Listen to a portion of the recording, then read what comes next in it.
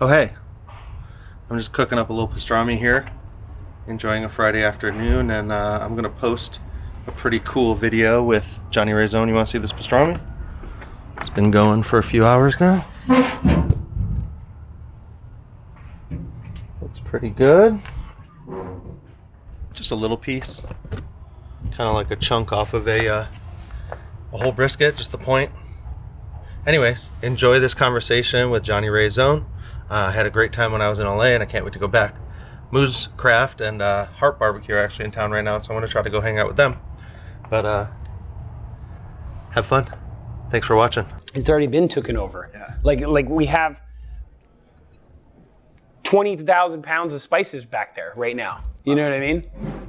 Or maybe like 15,000. You know, like right there. It's a lot. Yeah, we have fridges. They're just dedicated for, wings. Just dedicated for they're isolated fridges. All at different temperatures, all for specific reasons, bone in, bone out, etc. It's so broken down, and it's great because when you go into the restaurant and you experience it, you just see that counter, you just see it, but there's so much more behind it. Well, is it buttermilk that you put the chicken in, or? Well, you could say wash. There's a wash. Yeah. And so you're going through a lot of steps too. Like when that sand dough hits your hand. Yeah, there's so many steps and hands. And Yep. Is it a hard process to teach? Do you have it? I'm guessing you have it broken down very simply for everyone, and people kind of take turns on their job. I kind of get the pace, but was it weird figuring out? Because it's a lot of guys. Yeah. And is it just that important that each person just does their job and then hands it off? Yeah, it's pretty. That helps with consistency of product. When you serve like 700 sandos or 600 sandos, 800 sandos a day, and then that's not even including quarter pieces, wings, tenders, all that stuff. We're serving close to 1,000, 1,200 people. When you serve that many people and you want your product to be consistent, you do kind of isolate it where it's like, that's our bun guy. He's making buns. And then when we're ready to move that guy to doing another role, then we train him through it. And we don't make it easy. We make it complicated because with the complication comes consistency and quality of product. If they understand, yeah, it's complicated, but if they understand, the basics behind it and why, and the complicated ideas behind it too and why, then you're going to get a better product. So it's more time invested, but it's worth it at the end of the day to explain those different, reasonings behind why we do it like this and this and this. So it isn't really easy. Have you had any? That was a good one. Yeah, that was really good. Somebody held it for a long, Do they get is there kind of a cue, or you're all just kind of playing around? Usually it's the chef that's on Expo will be like, hey fellas, we got a Snapchat over there, and then like, hey, or someone sees someone holding the camera up. It's like someone's asking you to do a call, like someone holding the camera up is asking you to just at least maybe recognize them. So sometimes you can just recognize them, what up, hey, how, or you can do a shout out, or you can do something, but I feel like if you look at so you hold your camera up, or pretend you're holding your camera up, right? And then I'm like, how awkward is that? And that's what people do too, like in other restaurants, say you come in, you pretend to be a tourist or something with a heavy accent. You're like, hi, I'm from Germany. I'm just recording this. My name's Sveshkol. How you doing? They're going to feel awkward about it, So how do you lighten that up and give them what they want, essentially? You know what I mean? They want, hey, what's up? How you doing? Hi, Germany. My name's, Larry. I'll be taking your order today. So I recommend, the hot links, whatever. And it's just like, that's what we're doing, So those are the cues when somebody wants it. Well, I'll know that from now on. So have you had any surprising people stop by, fun stuff happen where you didn't know, someone famous or someone interesting that in Hollywood or in LA, it's interesting because you're kind of famous for what you do, but you might be into other people who are famous for other things. Is there a time that you remember where you were like really excited when someone showed up? Yeah, I mean, we try we serve, we have a pretty like high list or good list of celebrity clientele and things like that. But honestly, like, you know, everybody's the same, you know, like what makes them different than us? Obviously a lot of money and being recognized in the streets and stuff like that. People who I've been most excited to serve, you know, have been definitely Kendrick Lamar. You know, like we did a event with Elon Musk was doing an event for the Boring Company, which is they were putting a tunnel through LA, and it's coming out of Hawthorne. And there, Elon Musk and Kendrick were sitting down, and we were bringing out chicken to them at the event, and it was really cool to meet them. You know, shake their hands, chop it up with them for a sec. That was really cool, because I like people that aren't flashy, you know, with their stuff, you know, like with the chains or whatever, you know, like he's just very humble and cool guy in that sense. A lot of NBA basketball players, you know, I grew up playing basketball, and that's a big part of my discipline and team orientedness that is instilled in me. So whenever NBA players come in, I love seeing them. I love how tall they are. When, say, there's like a family in line, you know, and the family's not necessarily that tall, and then there's, you know, Andre Stoudemire, you know, or Amari Stoudemire walking by, or whomever, and it's just super funny seeing that diversity, you know, that such a someone like climbing under the doorway. Yeah, exactly, and like that's super dope, you know. So, but everybody, I mean, even down to regulars, you know, down to people like yourself that each have experiences and unique experiences that, you know, are just super funny, you know, with your gadgets and, you know, like devices and everything, you know, like that. It's cool, you know, and everybody really is VIP in our eyes, you know. Like rarely will we put like VIP on a ticket, you know what I mean? Like oftentimes our VIPs are people that maybe one time they order, they get the wrong heat level or something like that, and we're making it up to them. You know, that's a very important. Don't mess that up. Like, let's take care of this person because maybe we did make a mistake, you know, and or they ordered it and it was too hot for them, you know, and we have to kind of like make it up to them, because our job, you know, with the cashiers is to really explain to them, like, this is very, very spicy, you know, ghost pepper, habanero, you know, Trinidad scorpion. We're talking like some of the hottest peppers in the world, Carolina Reaper, you know. So, you know, we take that on ourselves. If someone orders it and it's too hot for them, maybe we didn't do a well enough job explaining it. You know what I mean? And that does contribute to the line and stuff like that, is because you do have a bunch of people thinking, okay, Howlin' Race, I'll take one Sando Howlin'. I want to get your signature item, you know what I mean? Let me get it, Howlin'. Or I'll get a whole bird and a batter's box, Howlin'. You know how much chicken that is?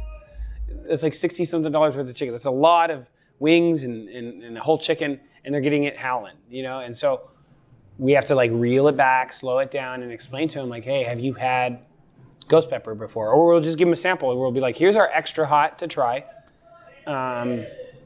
And how do you like that? Howlin' is one above that, you know, and then they go down to like a medium or something like that.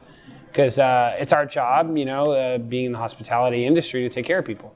Do you see, I've noticed from talking to people that there's these in-betweens, like there's a medium plus, and there's, you see kind of people looking in the mid-range more, or do people just show up and ask for Howlin' and really mean it? Yeah, I mean, I think over time, you know, we've developed such a following and such regulars, you know, like we have people that, like, it's the Tuesday squad, Wednesday squad, Thursday squad. Yeah, a lot of that line is people coming back, you know, it's regulars, you know, it's people who they love their medium plus Lewis style. They love, you know, their breast quarter with collard greens. They love their wings hot with a mac salad, you know, or they love their fries and, you know, like waffle, you know, like that. They just want to come on the weekends, only on the weekends, to get a waffle, you know. And so the people coming in and ordering the Howlin', you know, it can be like your tourists or your people who haven't had it before. Luckily, you know, because we have such a large, you know, amount of regulars and people in LA that keep coming back, we don't have to deal with it as much. But yeah, you have your thrill seekers, you have your people coming in, seeing the videos, wanting to, you know, feel the pain. And Is there still one above Howlin'? yeah, A secret one? yeah. You gotta sign something for it, right? You just gotta show that you can handle, you know, like the Howlin' or even the extra hot, you know. So that's why, like, the first piece that I gave you was extra hot. And what I was doing was, first I was seeing if you're gonna eat it at all, you know. But second, I want to see how you responded to it, you know, like in terms of your body, how much sweat percolated, you know, how diluted did your eyes get, you know. Like Definitely cried on the Howlin'. yeah, how much how you know much hallucination did I see you kind of like, you know, seeing and stuff like that. And you got like a good, yeah, you had a good buzz going, you know. It was funny because you were talking to a few people, I think, at the time, like Yeah. the counter next to you. Yeah, this guy named Ben was sitting next to me, and he had just come back from Austin and eating barbecue, so it was a funny coincidence. Wow, were you guys similar in line?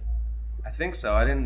I wasn't looking around that much in line. Yeah. But yeah, I think we were close. I think he might have been. I think they were kind of halfway or finishing as I sat down. Oh, okay. But they had gotten an extra hot and kind of passed it between them, and I don't think anyone actually tried. Yeah. No, because I heard them saying something about the hot. Like I was eavesdropping on them, and he's like, "Oh man, I really want to try, you know, the extra hot," but I was really afraid, so I was just like, let's do it, man. You know, like now's the time. And did in line you have anybody that you were talking to or anything like that, or were you kind of like A few people, but unfortunately, I was because everyone was getting ready for the event. I didn't have anyone to kind of hang out with. Yeah. But I did talk to a few people in line. And I like told them- customers and stuff like that? Yeah, and I was just telling them how the things I knew and that what I was planning on getting, and then Bert texted me, and he was like, "Get 10 Sandos, da da da da," and I was like, "Okay, this is gonna get more interesting if he actually shows up." Yeah. And then what I also didn't realize is Aaron Franklin and Sam Jones were doing a book signing. So you didn't know that? there.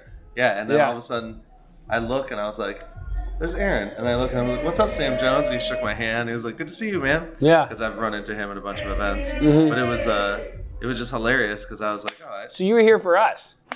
yeah." I thought you were here for the book signing, and then you were like, you know what? The line's not that long. I'm gonna hop in. No, I came here for this. Wow. Cool. Awesome. I've been following y'all forever. I've been kind of on the hot chicken train, although there's not much in Austin. And I ended up, the last time I went to Tennessee, I went to Memphis. So I got Hattie B's in a couple of places there, but How'd you like the Hattie B's in Memphis? Because I haven't been out to their Atlanta or Memphis locations yet. it was good. It's Consistent? It's cool. It's like a brand new building, you know, the merch is fun. Yeah. And yeah, I went there 3 times. It was Yeah. pretty consistent. I was there for a barbecue competition, but what people don't realize is in a lot of barbecue competitions, you don't get to eat much. Yeah. Because everyone's Well, submitting yeah, it. yeah. Don't you have to have like a lot of little pieces? Right. Yeah. The other thing is that competition barbecue I don't really enjoy very often because they're trying to make one bite just super flavorful, so they'll just inject it and soak it and marinate it and coming from Or Texas. use like Wagyu or something like that. Yeah, exactly. Yeah. And it's painful because sometimes it's kind of like a waste. As a chef, I would never go to any barbecue competitions. Well, you know what's funny is like speaking on that, something I train my guys on the collard greens is when I'm telling them about the broth, I explain to them like, yeah, I don't want one spoonful to be perfectly seasoned, like perfectly, and it's too salty. I want you to be able to take the glass of the broth, the pot liquor, and drink it and want it, and it's craveable where you can drink the whole thing and you're like, damn, that hits me, you know? But if you take that broth and you drink it and it's too salty or too overseasoned or too rich, you know, then you're not gonna want that whole broth, you know, that whole... Yeah, and you're in pain in another way, which is like you got overseasoned in your mouth, and that sucks. Yeah, that's interesting about the competition barbecue thing. Yeah, it's frustrating because I want to cover it more. There's great guys doing it, but the food is just rough. Yeah. It's like a chicken thigh that they cover in parquet. And they lacquer it, right? Yeah. It's like lacquered. Well, first they cook it with like butter, basically, in these little pans that hold it in this shape. And Just then, like butter poached. yeah, and then they cover it in this sauce, put it back in, cover it, and like literally lacquer it like it's like candied. Yeah. And it looks good, and it probably tastes all right, but like you couldn't eat half that thigh. You'd get Just sick. a small thigh. Yeah, the idea is like they're just gonna cut a tiny piece, and the judges and the whole judging. I don't want to get into it, but I like events like the one that the LA Times Food Bowl was, which is you just show up, you get to try everything. There's no voting. There's no, Aaron Franklin's always going to have the longest line. But everyone put out something really flavorful, something that really represents the way they cook, and it was just. I think it's cool to just have a chance to be you, not to be forced into this. Oh, we got to beat. There's some competitions in Austin, and they're a little more fun, but it's like sometimes a corn dog wins, and it's like, well, this guy made like these Wagyu martini glasses with like a really nice kind of a grits. What's that? The cheese thing. It's like fancy grits. I can't think of it. Grits? With a P.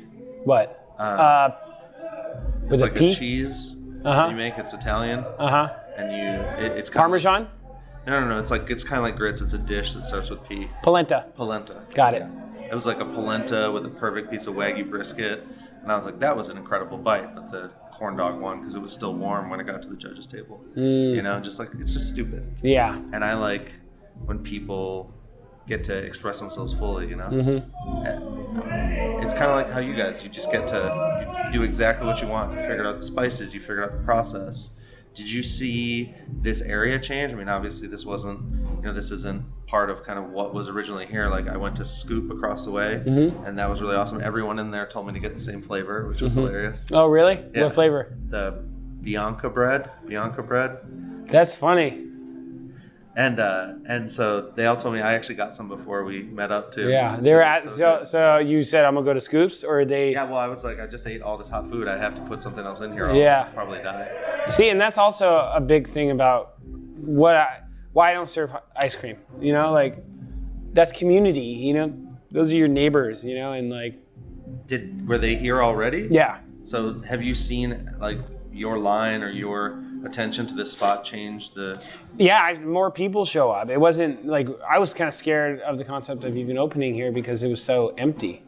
Like there wasn't that many people here, and it's not like you drive by and see it. You can't see our restaurant from the street, and also the parking's not the best. But there's a magic to it, There's something It's crazy. a great spot. Yeah, it's nuts. It's fun, cool little. There's the little kids rides. Yeah. It's very southern too. It's Chinatown if you look at the labels and stuff like that. But one thing that inspired me was like I saw these like chefs from like Ocean Seafood or one of these restaurants carrying pigs, whole hogs, 2 guys carrying pigs up to the restaurant at 5 a.m. And that was like a sign for me, like you're doing it right, bro. Like that's when I was in Nashville, there was guys like walking around with no shoes and they were delivering beans to the restaurant, like raw actual beans in their pods, and it just really was reminiscent of that. Another thing is like there's like this little barbershop next to Prince's in Nashville, and there's a barbershop right there with it's a very older demographic barbershop. It's not your new age barbershop kind of thing. It's like, but it's really cool because when I saw that, it reminded me of Nashville, the sense of community of the all the different restaurants, it's great. Do you think being a chef gives you not only a palate for food, but a palate for experience and seeing, because I talked to Brian Furman, he does Bees Cracklin in Atlanta, and he talks about how he finds restaurants in a community. He doesn't want to be in the city. He wants to be where the people are, where there's families, where people want to come regularly. Do you get a sense of you kind of you found this spot because of the vibe around it, not just because it was the right square footage or had the right fryers or whatever? Yeah, I mean, I think there was a lot of different reasons why that we came in here. First was this was all we could afford. We couldn't, and keeping it in the family, kind of thing, and not like going to some big corporate like company that wants a franchise. Partners. Yeah, like a big one, so that was one. 2, it reminded me of the South a little bit, you know, like with this clash of, and it reminded me of LA too. How LA is it that we're serving Nashville hot chicken in a food plaza in Chinatown next to a bun place, there's a tea shop, you know, at the tiny bookstore, little bookstore. Well, that bookstore wasn't there at the time, you know, and it's like, it was cool, you know, the concept to me. I felt like it was very LA, and also it was a landlord that we could trust and that stood behind us and wasn't just trying to get in, you know, all these different people and gentrify or whatever, you know. I feel like there are people that will say this is like gentrified, but it's not. If you really, like, go look at the Lemonades, go look at, like, you know, all these different places, like, and the Tender Green, all these different areas. Yeah, I grew up in Silver Lake, right? And it was so different than it is now. So, like, massively, you know? So when you talk about gentrification, there's these areas of LA that, trust me, they go through it, like, 100%. This is, like, not even close, you know? Like, we're in a small 500 square foot little thing, you know, here. And it's just two people trying to do something for LA in the sense of, like, introduce a dish. And now it's amazing. Now it's all over the place. You know, you can get it in a lot of different places, and that's great. Well, do you think there's a certain, I see you have a lot of focus. I see that because you have that focus, there's a generosity to what you do. You don't care if 10 more hot chicken places open because you're doing it the way you want it, and you're doing it, you're living your best life, I guess, is the best. You know, it's kind of a cliche to say now, but you're doing what you want. And do you think that that's really kind of the secret to being happy, is just trudge forward on exactly what you like? Yeah, I mean, I think integrity in what you do. I think also why are you doing it? We're not doing this to get rich, you know, and try and make massive amount of money and take over the world or whatever, you know. We're not trying to open up like 40 of these, you know, and have it all over the place, you know. We're at the end of the day, you know, like we're known for a certain quality, and that's what we're focused on, you know. And a lot of people and a lot of lives depend on this restaurant. Now we have like close to 30 employees, you know. When we first started, 1 employee, and then when we first started here, 4 employees. You know, now it's like 30 people. They're having babies, you know. It's like, it's become this family and this culture around it. And, you know, the expansion and being able to serve more people, making the lines less long, you know what I mean, by making it more efficient and really cranking it out without sacrificing quality, you know. But why I'm not fazed by it is because I feel like Howlin' Rays is something that is fortunate enough to almost become this institution in such a short period of time, you know. When you look at the reviews online and the sheer volume of them and the amount of people that come in and out of those stores and the amount of people that have memories here, and in that 3-year period, that's insane, you know, to me. And that's something that gives me a lot of joy is how important we've kind of become to the city of LA. And it's not just hot chicken too. So when you look at these comparisons or whatever, you know, why I feel okay with it is not so much living the best life, because it is very stressful and difficult to manage a restaurant with this long of a wait, with this many inquiries online and emails, with, you know, problems, you know, happening on the daily or whatever, and delegating and all that stuff. It's difficult, but it's more about the culture, about why we're doing it. I feel like the reason people are coming and waiting in line is not just for the hot chicken. You know what I mean? There's more to it than just that, you know, and that's hard to replicate, you know, and so that's why I feel okay with things, you know what I mean? Because that energy, that ambiance, the stories, the history, that's something that, you know, is unique to ourselves. And do you know, you've created a culture, you've created this family. A lot of the fans, you know, they're listening to this, they might be trying to start a restaurant, or they might be working on a recipe, or, you know, they're thinking about something beyond their work, something, maybe they're just trying to cook a good brisket because they want to impress their friends. I ask at the end of all the interviews, what's your message to the enthusiasts out there, someone who wants to come here or just wants to make really good hot chicken at home. What's your message to kind of keep them going, keep them motivated? I mean, be a student, stay humble, stay hungry, grind, work your butt off, don't be afraid. Life is short. It's a very, you're blessed with, this opportunity to, go out and get it, For some people, it may be extremely difficult. For some people, it might come easier, But as long as your intentions and motivations and dedication is there, I feel like, you will be successful. It may take you years. It took me 13 years to start my own, 10 years to start my own restaurant, and it took my father passing to start my own restaurant. And a lot of things throughout my career and situations that I've gone through have been difficult, but it's been about the mindset and my perspective that's helped me get to the point where I'm at now. And a lot of strong people and a great team of people that you trust and develop and who you try and exemplify to them that they can trust you.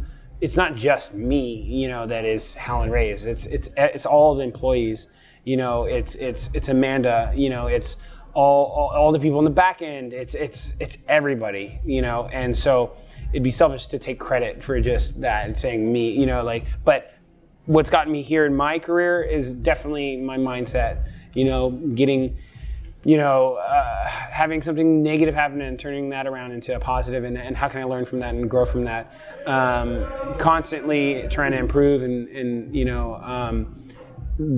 being okay with working, long hours, because that's what it is, And people ask sometimes, like, how do you do it?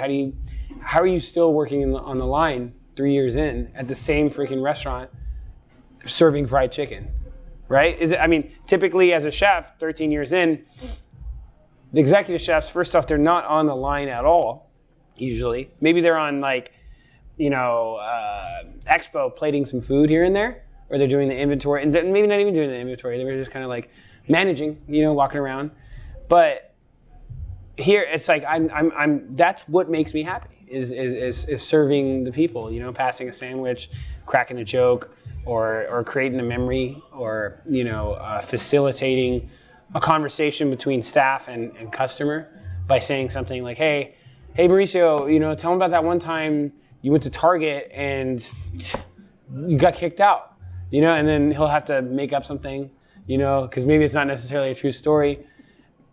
And he'll be like, yeah, so I was at Target, but that's amazing, and then that facilitates this genuine laugh between somebody and another stranger, So a lot of those things are what I like to share with young culinarians or young business owners or young chefs and entrepreneurs is, to not be afraid and just, there's a reason why all these key words and these words that I'm saying are so consistently shared throughout all these different leaders throughout different platforms.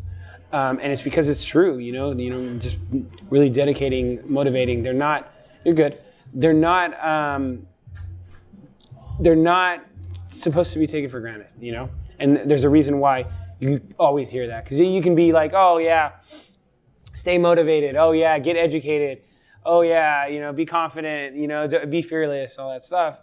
But there's a reason, why a lot of these different people are saying that. And well, you have to find the thing, and then you can just trudge forward towards it. But a lot of times, figuring out what you want could take 5 years. Yeah. Because you think you want, I started off thinking I wanted to be in a reggae band, and being in a band and trying to coordinate that made me hate it. Mm-hmm. And then I thought I wanted to do beer tours, and I started this beer tour company, and I started to hate beer. Really? Well, it was more the tourists, because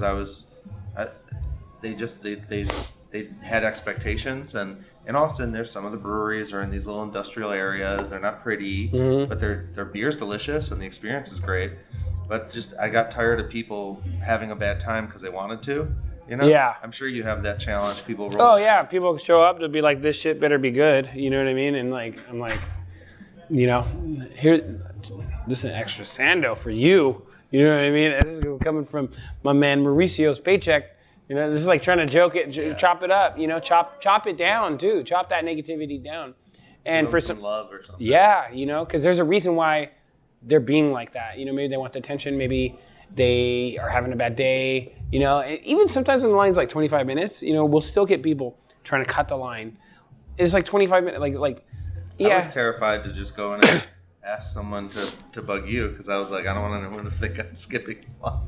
Oh, to ask someone to. Yeah, I was like, hey, I'm supposed to meet with Johnny. Yeah. And like, so I kind of care. Oh, right now? Excuse me. Yeah. And I just went in and, you know, just to make sure that people didn't think I was just trying to like get in on them or whatever. That's like a very, very Southern, very, you know, socially conscious thing, you know, is like some people have that awareness and some people don't, you know, but it's important to not judge on that and accept people for, you know, who they are and how they are and work with it, you know, and deal with it and move forward. And some of those, you know, customers or clientele, I take as great opportunities for me to teach my staff and for me to learn as well, because it is so difficult, you know, and that's where, just throwing it back to the mindset thing, that's why I have that mindset, and that mindset has enabled me to be, you know, successful, I feel like. Well, Johnny, thank you. Appreciate it. Thanks for having me. I can't believe that I got an hour of talking with you in. It felt like 10 minutes. This was awesome. Cool. And thanks for putting it out there. You guys are killing it. And it will be the top of my list the next time I'm in LA. Appreciate it. Thank you. Safe travels. Yeah. All right. There you go. Steal that thing off of you. And yeah, that was an hour already? yeah. That's what I was like. I try to, on a lot of these podcasts,